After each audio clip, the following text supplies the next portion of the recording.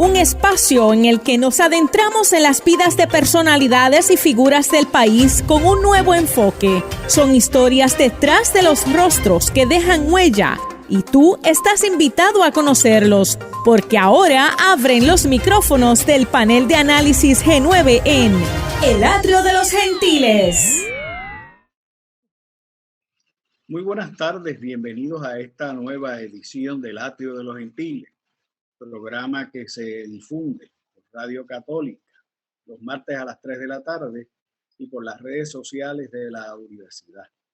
Se me olvidó decir en el último programa que también va al repositorio de los programas de la universidad, por lo tanto, probablemente sea visto por otras personas. Ojalá hay muchas personas también en cualquier momento en el futuro.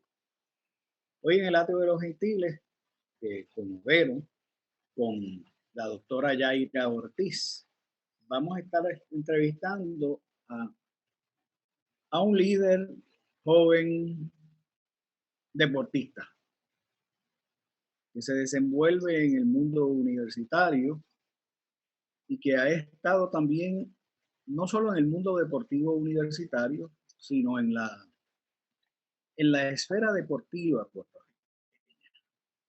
Se ha desempeñado como dirigente, se desempeña como administrador deportivo, y tiene un caudal de experiencia, aún en su trayectoria relativamente corta, que va a estar compartiendo con nosotros. Él es Magdiel Rivera, porque así es que se le conoce, aunque Héctor Magdiel Rivera es su nombre completo. Y vamos a estar conversando con Magdiel en la tarde de hoy. Paso enseguida el batón a la conmoderadora, la doctora Yaira Ortiz. Hola, buenas tardes a todos.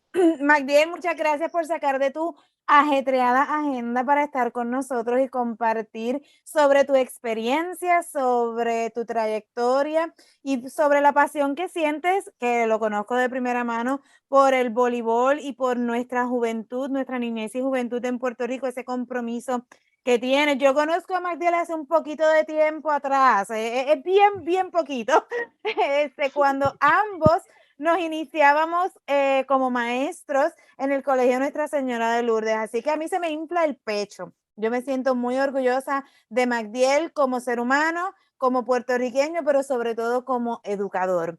Así que bienvenido al espacio del Atrio de los Gentiles.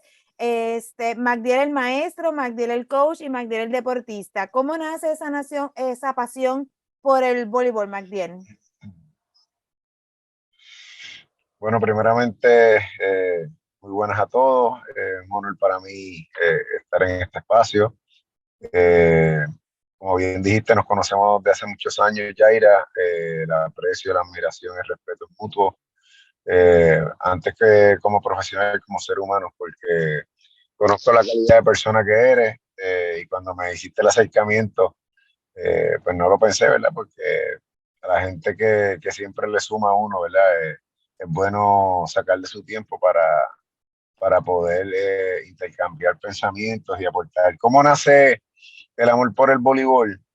Pues mi historia es un poco curiosa porque en mi carácter personal, la cultura del voleibol en Puerto Rico a nivel juvenil es que se desarrollan muchos jugadores a nivel escolar y a nivel de clubes. Yo no jugué clubes sino hasta el grado 12 en un club en Carolina que se llama Gigante, en aquel tiempo Rebica, pero donde conocí el voleibol, donde me apasionó, fue en el Colegio Nuestra Señora de Lourdes, que después, por casualidades de la vida, trabajé allí por muchos años, que fue parte esencial de mi formación. Pero lo conocí a través de mi maestro de educación física, que se llamaba, o se llama, ¿verdad? El señor Richard Adorno, que aparte de ser mi maestro, ser mi entrenador, pues fungió en muchas etapas de mi vida como un padre, ¿verdad? Porque soy huérfano de padre desde los 11 años y en ese momento, pues, llega a tu vida una persona que te da estructura, que te da disciplina, pero que también se preocupa por ti. Y ahí fue que nació la pasión y yo siempre hay unas teorías, ¿verdad? Que dicen que tú visualizas lo que tú eres y se te va a dar. Pues yo siempre de pequeño, aparte de que me apasionaba jugar, pero siempre me visualizaba como entrenador. Y me gradué en el 1996, los otros días, de cuarto año, y en el 98 se abre una oportunidad como árbitro de voleibol. Me desconecté 2 años del deporte, del voleibol, pero en el 98 comencé como árbitro y ese mismo verano surgió una plaza en el colegio donde fui estudiante, que si hablamos de parte de salario, lo que ganaba en aquel momento, mucha gente me decía que yo estaba loco, pero la pasión era demasiado grande por lo que yo amo hacer y ahora mismito pues yo veo muchos jóvenes teniendo como prioridad lo que es la parte económica y no ponen como prioridad sus sueños. Y eso, pues, al final siempre te paga. Cuando tú pones primero tus sueños antes que tu beneficio económico o de otros intereses, pues siempre va a tener éxito. Pero así fue que comenzó mi pasión por el voleibol. ¿Y cómo entonces vas desarrollando esa carrera? Si ya te habías visualizado como entrenador, ¿cómo se va desarrollando esa carrera dentro del deporte desde esa perspectiva de entrenador? ¿Cómo te preparaste? ¿Cuáles fueron tus primeros pasos dentro de ese campo? Sí, yo me preparé básicamente eh, cuando yo decido ser entrenador. Yo siempre dije que yo quería tener una formación y ser responsable con lo que era mi carrera, ¿verdad? Primeramente, pues lo combiné con mi bachillerato en educación física eh, y a la misma vez me certifiqué como árbitro. Eh, Me certifiqué a nivel nacional como entrenador y también dentro del proceso me certifiqué con las 3 certificaciones que hay a nivel internacional, que, ¿verdad? Es una herramienta, no lo es todo, pero es una herramienta para tú seguir creciendo como profesional.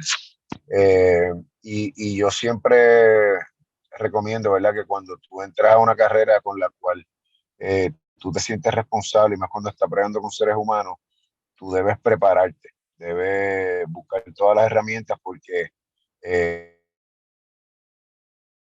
con juventud, con atletas, y más ahora como está la tecnología, ellos tienen tan accesible la información que lo que tú le presentas, ellos lo van a cuestionar de una manera positiva, ¿verdad? Pero ellos van a saber a veces mucha información que tú subestimas, ellos la tienen a la mano y yo siempre he procurado pues prepararme.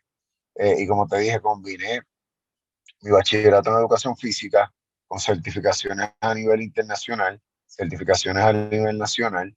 Eh, Estoy en proceso de culminar mi maestría en entrenamiento deportivo eh, y muchos cursos que yo siempre estaba indagando. Por ejemplo, yo cogí a un profesor y le dije, tú nos puedes certificar en masaje y vendaje.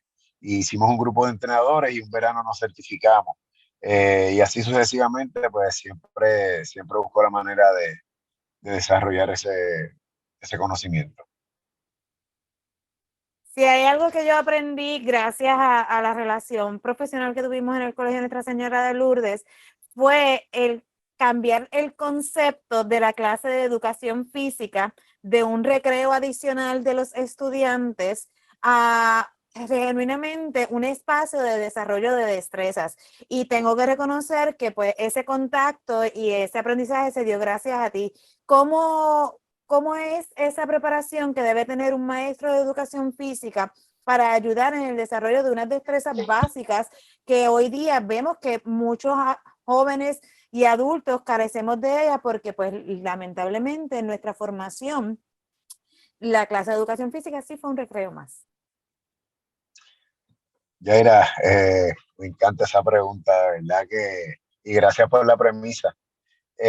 Yo siempre quise separar, y es mi lucha eterna, lo que es la educación física de lo que es el deporte. Son dos temas que pueden ir ligados, pero que no tienen en esencia, ¿verdad? En su base, el mismo propósito, concepto. ¿Por qué? Porque la educación física va más allá de lo que es la recreación. La educación física es parte integral del desarrollo cognitivo, del desarrollo psicomotor del joven, del estudiante, la destreza, el motor fino, son tantas cosas, de la autoestima, o sea, la educación física encierra tantos conceptos que son integrales e importantes para el ser humano, que muchas veces lo subestimamos, pero somos nosotros los educadores los responsables de entender y conocer que no somos unos maestros de juego,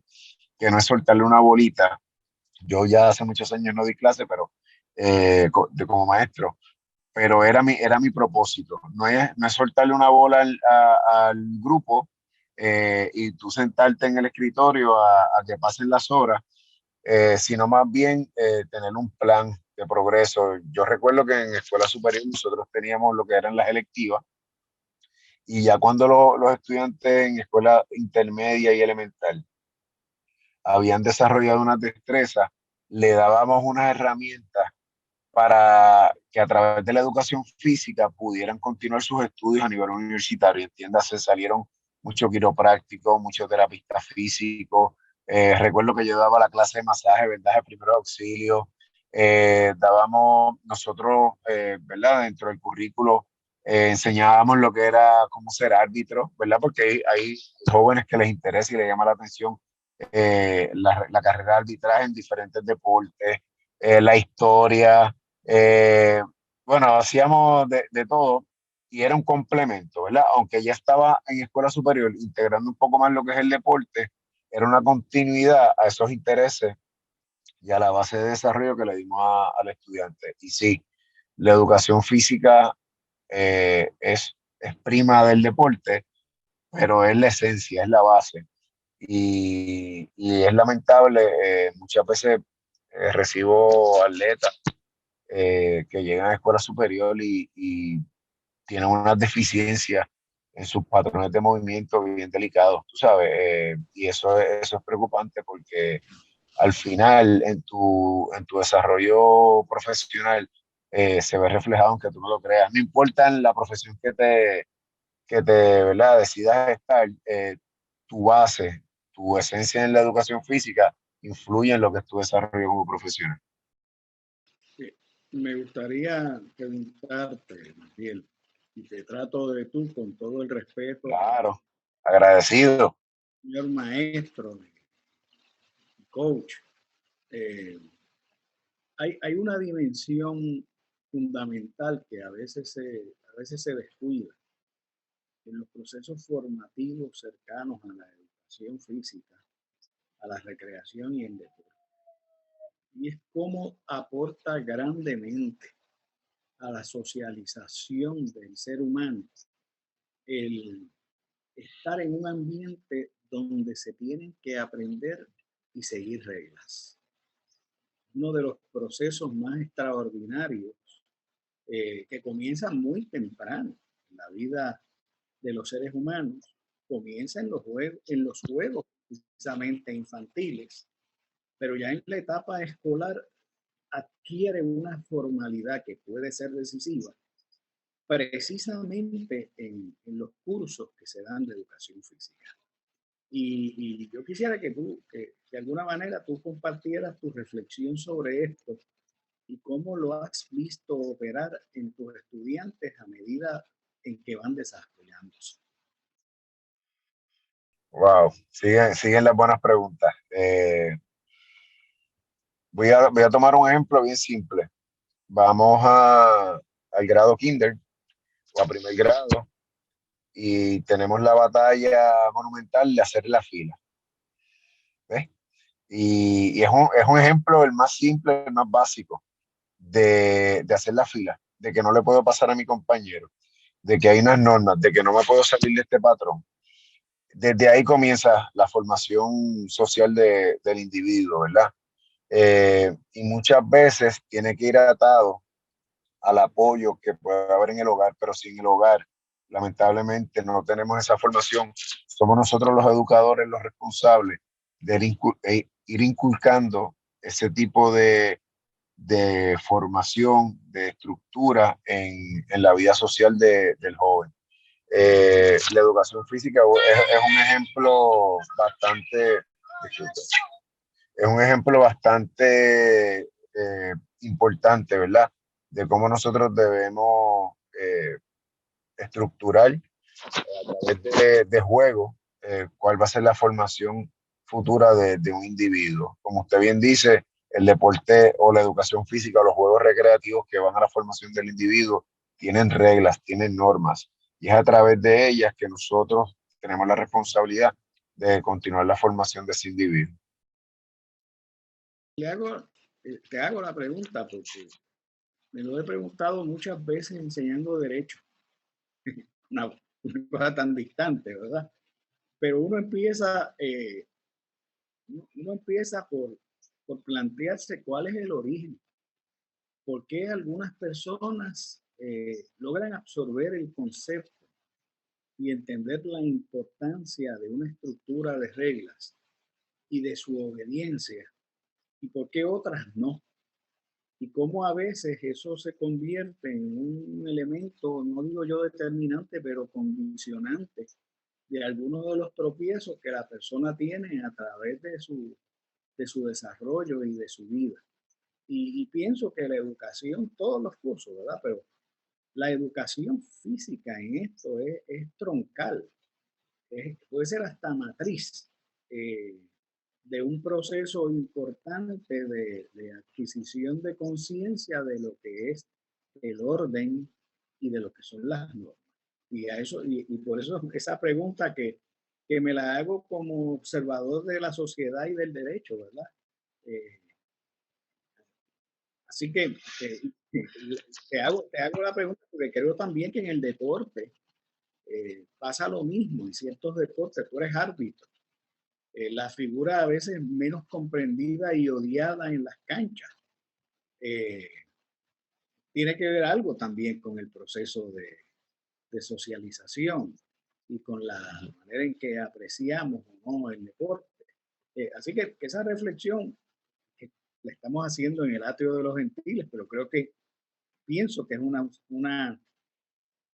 observación y una reflexión de tu parte que nos enriquecería. ¿Qué piensas, Michael? Pues yo creo que hay una responsabilidad compartida. Vamos desde el hogar, vamos desde nosotros como educadores y vamos desde el Estado. Desde la pregunta o desde el punto que usted me plantea su pregunta, que es a través de la educación física, tengo que decir que el Estado ha sido responsable de muchas maneras en cómo la educación nacional ve la educación física como punto de partida para muchos patrones y valores conceptuales del individuo. Yo creo que al maestro de educación física lo han encajonado en eso mismo, en lo que hablamos ahorita, en lo que es el maestro de juego. ¿Ves? Y así hemos sido también responsables como educadores de mantenernos en la zona de confort, de no salir de ahí, ¿verdad? Pero creo que es una responsabilidad compartida.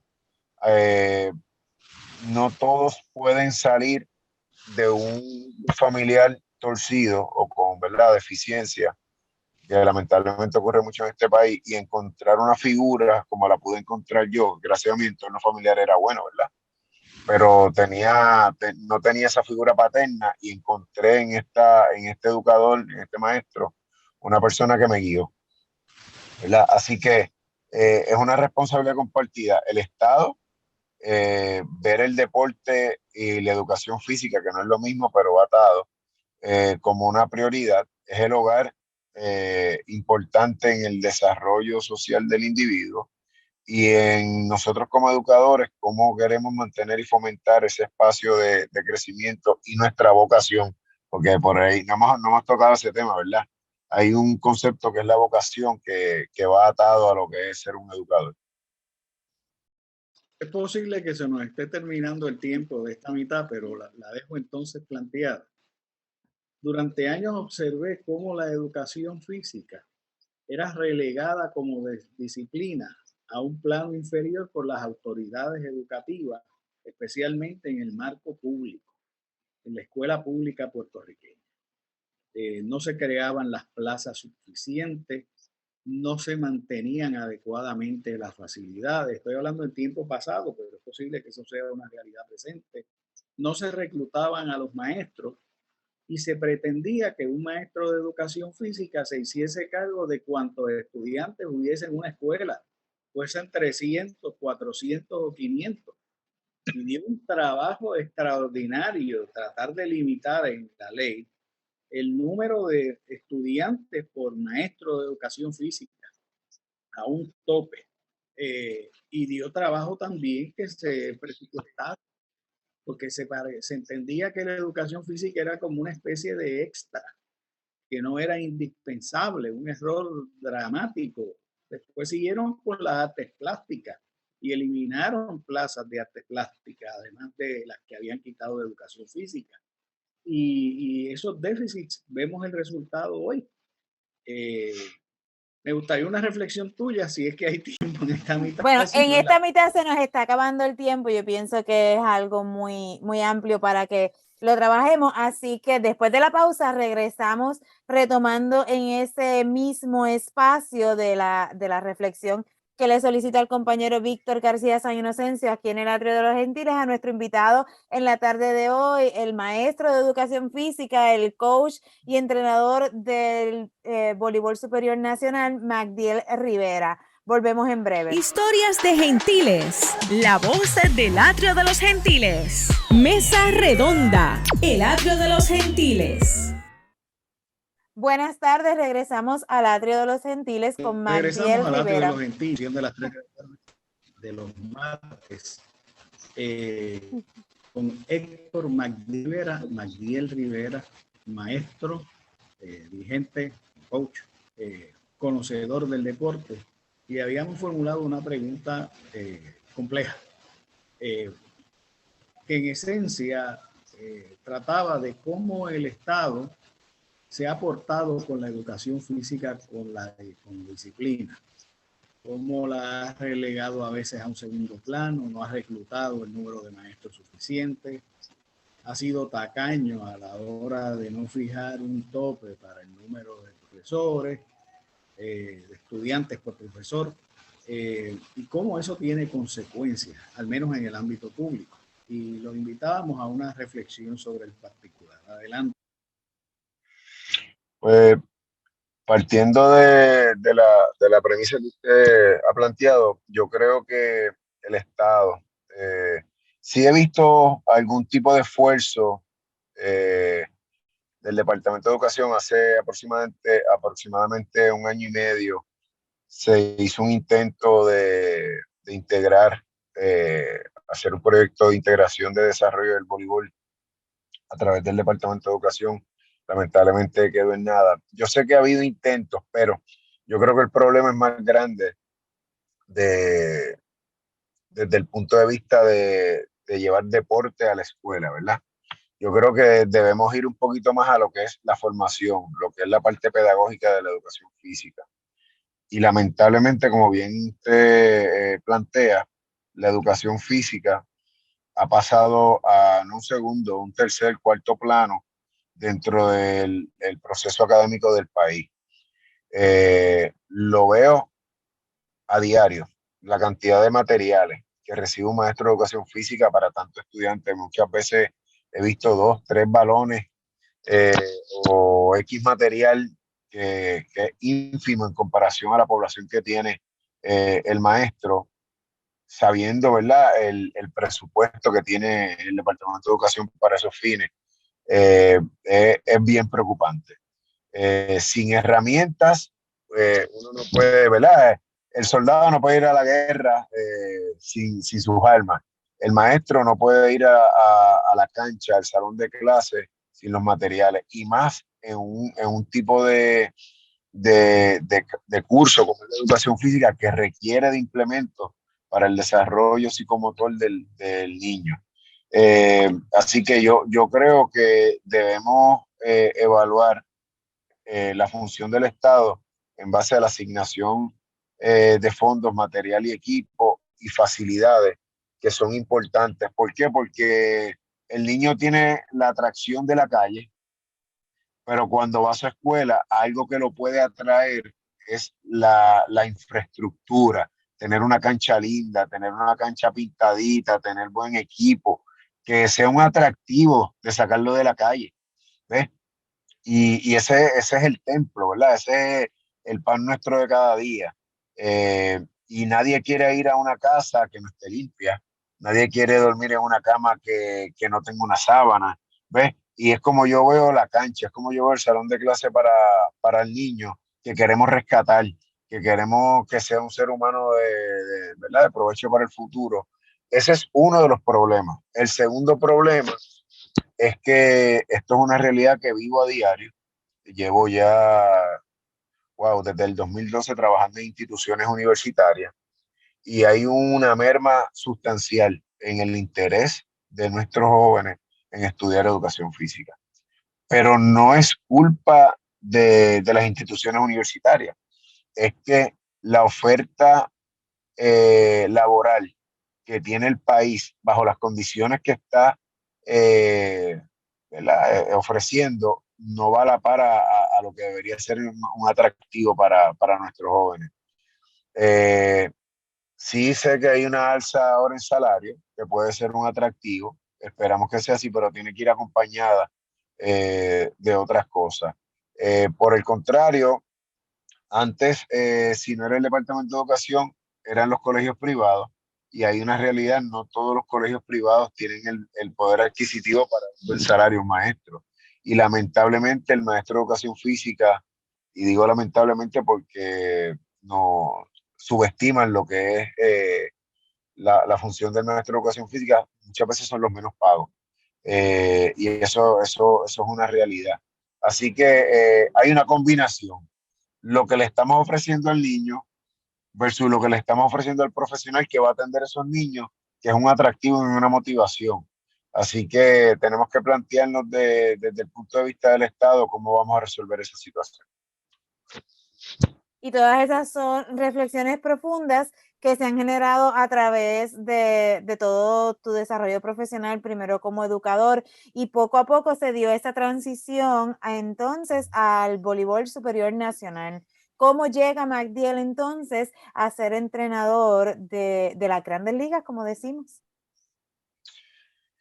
Bueno, cuando yo terminé, yo desde 2004 aproximadamente di un salto a nivel universitario a ser entrenador universitario.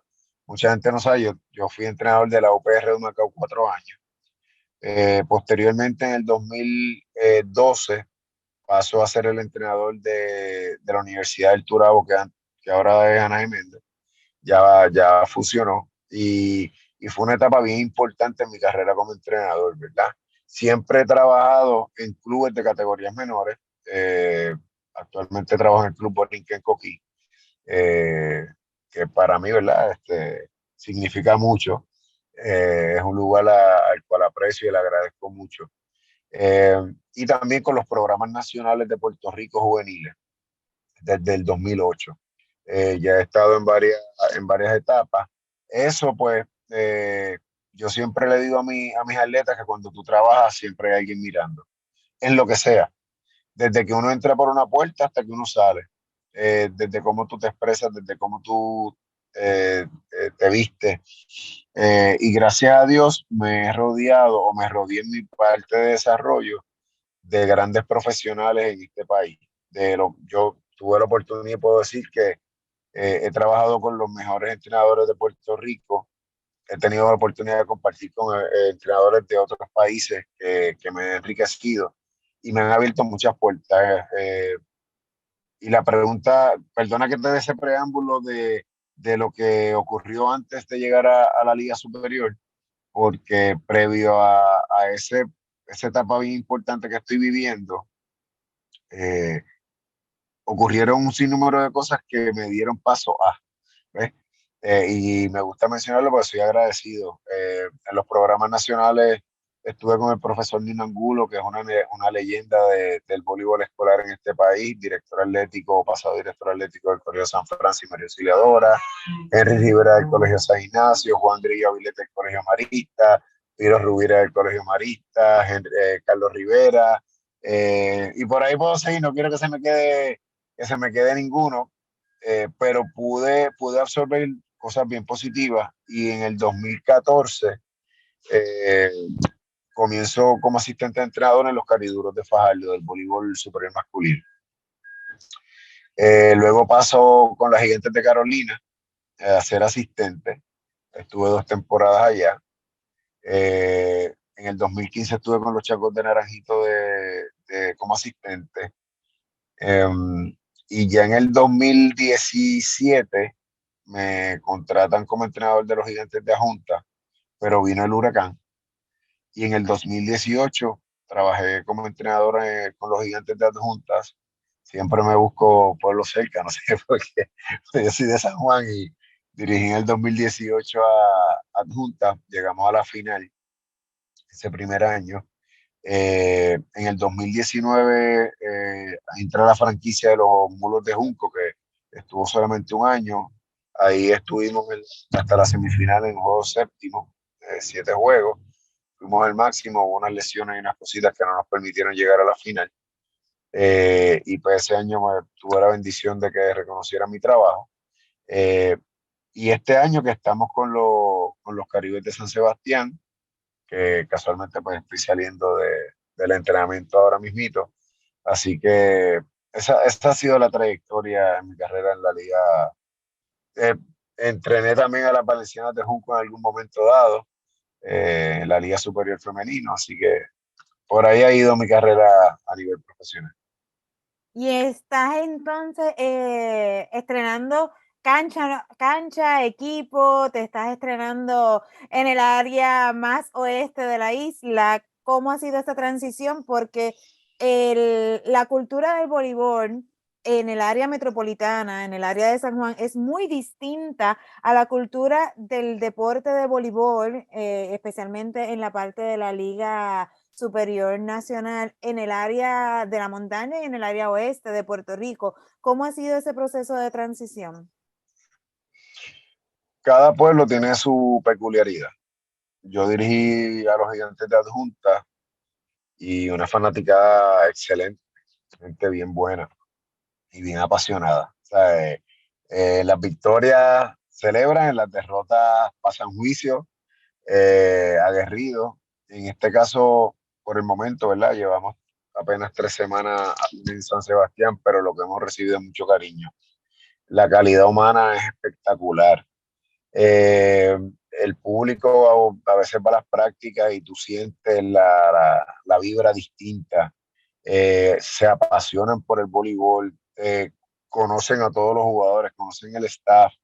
Te tengo que decir que el trato ha sido espectacular. Una de las razones, yo tengo mi empleo de 8 a 5, 8, ¿verdad? 8 a 5, como cualquier hijo de vecino, y cuando salgo pues tengo que salir a San Sebastián. Pero una de las razones por las que acepté es porque primero es un reto. El equipo sufrió varios cambios en la plantilla, lo cual me provoca a mí esa hambre de sacarlo a flote y meterlo en una final nuevamente, si Dios permite. El sacrificio en tiempo, como te dije, es bien grande, pero también me da la oportunidad de crear un proyecto. Yo creo mucho en los retos. Tú estuviste conmigo en el colegio. Nosotros estuvimos en un colegio que no teníamos ni una beca, ni una, pero trabajábamos más duro que nadie. Yo puedo dar fe de eso. Yo estuve ahí y tuve el apoyo administrativo también. Y esos son los retos que a mí me gustan. Aparte de que cuando tú eres entrenador, tú buscas estabilidad y tú buscas seriedad. Lamentablemente no siempre el entrenador sale bien en la parte de la responsabilidad económica con el cuerpo técnico. O sea, ocurren muchas situaciones, ¿verdad? Por trayectoria. Y San Sebastián, cuando tomé la decisión, porque me brindan esa confianza. La administración es gente seria, gente comprometida, se viven, desayunan, almuerzan y cenan voleibol. Y todo ese núcleo de jugadores que tienen, más sumado a todas esas cositas que te acabo de mencionar, pues eh, ya mi esposa sabía, ya mi esposa, tan pronto yo le dije que me llamaron de San Sebastián, ya ella sabía. Y algo bien importante en mi vida es ellos, ¿verdad? Mi familia, mi esposa, que es duro, ¿verdad? Saber que uno está en la calle hasta altas horas de la madrugada, y que tenga ese apoyo de ella, pues es bien importante. Y en adición también mencionar a mi asistente, que es mi hermano, Gerardo Batista, que al igual que yo, deja a su familia, él más porque tiene 2 niños pequeños. Y, y estar acompañado de una persona como él en este trayecto, pues no me hizo pensarlo tanto. Eh, y es igual de fiebre que yo, así que está conmigo aquí al lado mío. A veces decimos que estamos locos porque no nos podemos buscar equipos cerca, tienen que ser equipos distantes, pero es que la pasión y lo que nos da el deporte es tan grande que el camino se hace corto. Sí, y yo creo que si algo ha quedado claro a través de toda la conversación que hemos tenido en la tarde de hoy es que algo define el trabajo de un entrenador en el deporte y de un educador también en el deporte, y es el compromiso, la dedicación, que se rompen los esquemas de la falta de estudios, de la falta de preparación, que se rompen los esquemas de la búsqueda de conocimiento, del desarrollo de destrezas, y que se sobresale ese compromiso, la disciplina, el apego y el deseo de hacer patria a través del deporte, hacer patria a través de la juventud puertorriqueña. Así que poniendo eso como punto de partida, ¿qué consejos le darías a jóvenes que te escuchan en la tarde de hoy y que se plantean la posibilidad de una carrera en el deporte cuando no son atletas? ¿Qué otras áreas del deporte se pueden desarrollar sin ser atleta? Wow. Antes de contestarte esa pregunta, voy a un preámbulo. Algo que a mí me llena de mucha satisfacción en esta carrera que llevo. Yo trabajo, no me he desligado de la parte educativa porque trabajo en una universidad, atiendo atletas, estudiantes atletas todos los días, y la palabra lo dice, estudiantes atletas. Y algo que me motiva a levantarme todos los días es que siempre puedo impactar una vida. Y cuando se sienten en mi escritorio, una bendición, yo tengo más hijos que ellos me piden la bendición, y eso a mí me llena de tanta satisfacción. Porque cuando voy a la historia de vida mía, eh, no se trata de victimizarse. En todos los procesos que yo he vivido ha habido mucho aprendizaje. No siempre las cosas me han salido bien. No siempre es como en los juegos, ¿verdad? Uno lleva el saco de ganar y el de perder. Yo muchas veces no me gusta sacar el de perder, odio perder. Eso es algo que sigo manejando, pero es parte de ¿verdad? Mi esencia como deportista. Pero he tenido proyectos en los cuales he aprendido mucho y me han hecho crecer. Eh, Habiendo dicho eso, mi consejo para esta juventud, y sé que esto va a llegar a muchos jóvenes, es que, número uno, tienes que aprender a caerte, sacudirte las rodillas, y seguir adelante. Que mucha gente no va a creer en ti. Mucha gente que está cerca de ti no va a creer en ti. Mucha gente que tú entiendes que en algún momento son allegados. Eh, Hay un dicho que dice, hay gente que te quiere, pero no te puede querer ver mejores que ellos, ¿verdad? Eso es un preámbulo. Y que aprendan que tus mejores amigos son los que están cerca de ti, entiendas a su familia. Amigos hay muchos. La familia al final va a estar siempre dándote los mejores consejos y te va a decir las cosas que tú no quieres escuchar. En mi caso, como les dije, huérfano de padre, mi, mi, mi vida se ha tornado de manera positiva porque el deporte a mí me ha dado todo. Yo tuve la opción de escoger yo me crié en Carolina, como dicen por ahí, en el calentón, como dicen los muchachos, pero a mí el deporte me dio estructura, me dio formación. Llegó una persona a mi vida que fue mi maestro, que me sacó de, gracias a Dios nunca, ¿verdad?, he tenido que bregar con nada ilícito, pero me guió por los caminos que me han traído hasta aquí. Y cuando hablamos de consejos es que, repito, cuando tú trabajas siempre hay alguien mirando, siempre. Tu ética, tus principios y tus metas son los que te van a guiar en tu camino. No puedo levantarme todos los días sin tener un plan de qué voy a hacer, porque eso te da estructura. Si tú eres disciplinado contigo mismo, vas a ser exitoso en la vida, ¿verdad? Porque tú no puedes lograr éxito si no te cuidas a ti, si no proteges tu entorno. Y que, como te dije ahorita, si tú no tienes metas claras, vas a ir por la vida, ¿verdad? Dando tumbo. Y que no importa lo que tú decidas hacer. Yo decidí, a mí me apasionó y me apasiona la educación y me apasiona el deporte y ser entrenador es mi vida. Y que cuando yo decidí esta carrera, yo siempre quise trabajar para no no querer ser el mejor, porque el día que yo me crea ser el mejor, ya perdí. Pero para ir perfeccionando lo más que pueda. Y cuando decidí tomar esta carrera, yo quise formarme, educarme, cuestionarme. Cada vez que salgo de un entrenamiento, me evalúo, creo que puedo hacerlo mejor. Le pregunto a mis compañeros. Cada día que salgo de un partido, yo soy mi peor crítico, porque eso saca lo mejor de ti.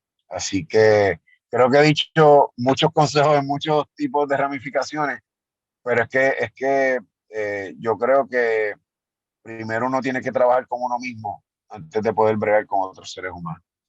Y ese es mi consejo de vida. Cree en ti, no permitas que nadie te diga o sea, que tú no puedes hacer X o Y cosas. Siempre mira para el lado y va a haber una persona que va a estar en peores condiciones que tú y eso no es excusa. Tienes que seguir adelante. Hay gente que está peor que tú y siguen luchando. Así que eso espero haber dicho, ¿verdad?, varios conceptos de lo que yo creo que son buenos consejos para la juventud y que estoy disponible para cualquier consulta o charla que pueda aportar. Muchas gracias, Magdiel. Yo sé que tienes una agenda súper ajetreada, se nos acaba el tiempo.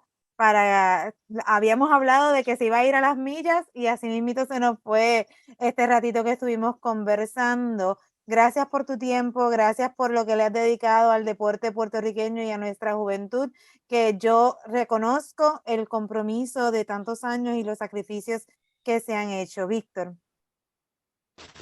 Tengo que darle las gracias a Magdiel.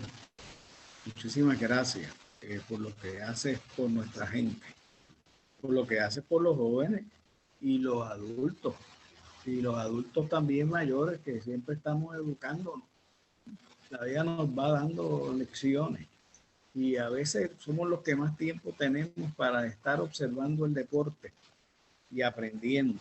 Y me gusta ese sentido de misión y de mentoría que portas y esa seriedad con que asumes tu trabajo, que es tan fundamental para crear modelaje que a veces tanta falta nos hace en el país. Así que nuevamente un placer que hayas estado con nosotros en el Atrio de los Gentiles. La invitación está abierta y por lo menos en mi hábito procuraré al menos ir a ver uno de los juegos de San Sebastián para saludarte personalmente. Yaira. Sería un honor. Bueno, pues. Sería un honor y cuando vayan me dejan saber porque van a tener una invitación de mi parte. Muchas gracias, Magdiel. Nos llena de orgullo y de alegría que hayas estado con nosotros en la tarde de hoy. Nos vemos entonces la próxima semana, martes a las 3 de la tarde en el Atrio de los Gentiles. Buenas tardes. Intégrate a la mesa y descubre las vidas de los gentiles. Comunícate con nosotros a elatriodelosgentiles@pucpr.edu. Queremos saber de ti. El Atrio de los Gentiles es una producción de la Pontificia Universidad Católica de Puerto Rico.